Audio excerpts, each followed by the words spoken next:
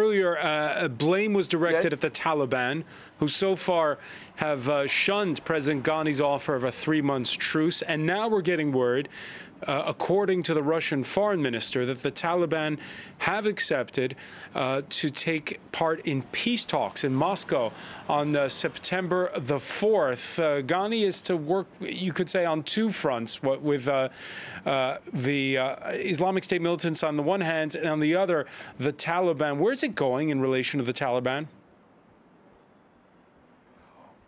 Well, Ghani is working in every direction he can because the situation is extremely daunting for the poor in Afghanistan. There were expectations that perhaps like in June, around the 15th, 17th of June, the Taliban had accepted a 3-day ceasefire that they refused then to prolong. They were hoped that they would accept this proposal by President Ashraf Ghani. As far as I am informed, they refused this time the proposal of ceasefire.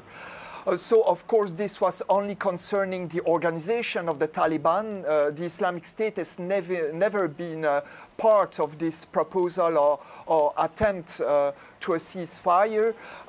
The Moscow framework for talk is a distinctive issue. It's the result of an attempt of President Putin and the Russian leadership to put back Russia on the map, of an attempt to foster a kind of political dialogue in Afghanistan, and mostly to present Moscow as an honorable and reliable broker for the US. And is that the case? Is Russia in this difficult issue? Is Russia a credible broker?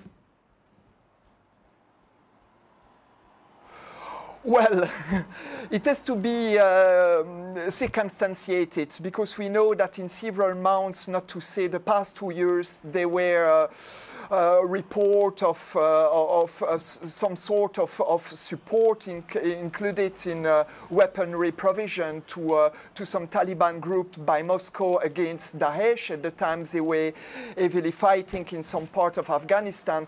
So the reputation of Russia in Afghanistan is damaged by those indication, and also by the past, by what has been the history of the Soviet Union in Afghanistan.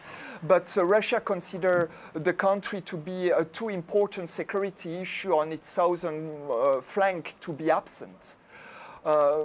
So it's once again, another format to try to bring the Taliban to the negotiation table, but so far it hasn't been very successful, as we see.